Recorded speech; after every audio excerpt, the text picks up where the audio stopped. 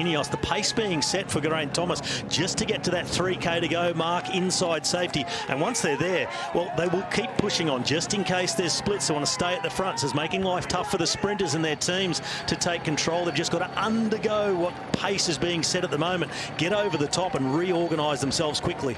Gaviria, first sighting of him, he's moved up, he's got Torres with him at the moment, looking after him. Blue jersey with a big white M on. Now EF Education, Easy Post are looking to attack, they're looking to make moves, they're looking to try and do something special. Remember, no sprinter for them, they're being followed by Pogacar here, and this is where things mightily get really interested, because Geraint Thomas is forced to react, and the sprinters are suddenly stunned. 3 kilometres to go, it's all happening again at the Giro. Yes, it's all happening, and the sprinters will not be happy with this, because it was relatively, okay, but I think we're getting to the point now where the time is over, so they're moving on to more of the downhill section. So I think it's safe for the sprinters. Well, 3 men away. Geraint Thomas is one, trying to get there under the wheel of Pogacar. Eddie Effer on the attack, trying to do something and surprise the sprinters. Behind there's a gap, and it's Alpecin de Koenig who really have to close the gap here. Alpecin de Koenig with one man, followed by Lidl Trek for Jonathan Milan, who's there in fourth wheel in the peloton. Is Honoré from EF Education, the Dane. He spent the last couple of days at the back of the race, waiting for a moment like this. He's got Pogacar and Geraint Thomas, looks over the shoulders. Will they cooperate with Honoré? The answer is yes. Well, Geraint Thomas, of course, is going to go. They will race, they will go. Pogacar's with them naturally. He is a racer, a born racer, an entertainer, as we've seen throughout his career. Honoré it was who started the party. He's now struggling to hold the wheel here.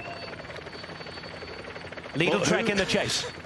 Who expected today to pan out like this? Groups all over the place, and that has actually been a good thing for a move like this for Pogacar. Everybody on their limit after those moves early on, and he is just putting everybody in so much pain. Geraint Thomas, he is hanging at a length to the wheel of Pogacar. Take a look at this. It's a sprinter stage, one of the flattest days of the whole Giro D'Italia. Pogacar took pink yesterday. He's away. Thomas the closest, and this is a real show. Sean, he's opening up the gap again. Yes, well, he's opened up a nice gap, but I think there's too many riders with teammates here to close this one down in this final 1,400 metres. We can see Lidl Trek are the ones on the front, but it's a brave effort by the two men on the general classification, but will it be enough in this final run of 1,200 metres to the line? Coming into this big corner now, and then they come up to that last little bit towards the finish line. It's Pogacar who keeps going. Robbie, there's still a gap to close. They come to the final kilometre. There's still a big gap to close. They're coming into the final kilometre. Anybody who thought they had a lead-out man to spare, they could wait for it. They've got to sacrifice him to catch the two GC men who are on the loose. Pogacar still there, 900 metres. Geraint Thomas is committing, of course they will. It's a golden opportunity for them both to go out and go at it. Behind, they've really started to go, they're really going to launch. It's Poltic and Meta who are really going to have a go over the top now. This is getting chaotic. It's always been out of control since we went to the hill, and we're now into the final 600 metres. It's Pogacar in pink, trying to pull things off. Anything but a procession for the sprinters today. Are they going to be caught on the line? Those behind are gambling, they're waiting. They're making the others chase, as it's Pogacar at the front who sees Thomas sitting on his wheel, poised to sprint himself. 450 metres to go now. Pogacar's still there. Trentin is going. They're closing. The sprinters are there. They're going to get them on the line surely, but Pogacar now sprints. The man in pink is going. You have to hand it to the born entertainer, but he's going to be caught. It's one for the sprinters today. Here we go. It's Lund who's launching it out. Lund through the centre. Vernon's not far away. Dainese is there as well. On the right-hand side, though, it's Milan. Milan hits the front, or does he? Milan's there. They're all to the line at the same time. It's Merlier. Tim Merlier, who has it on the left-hand side. And it was pick a name out of a rather large hat at the end there.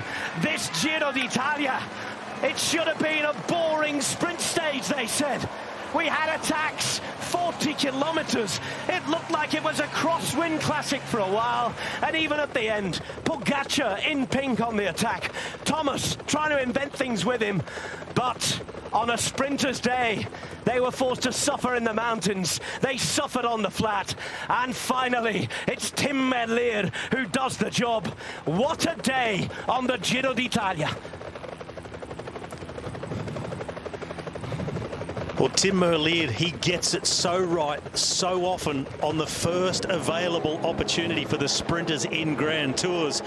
But what looked to be a run-of-the-mill day in the Giro D'Italia has become an epic that will go down in memory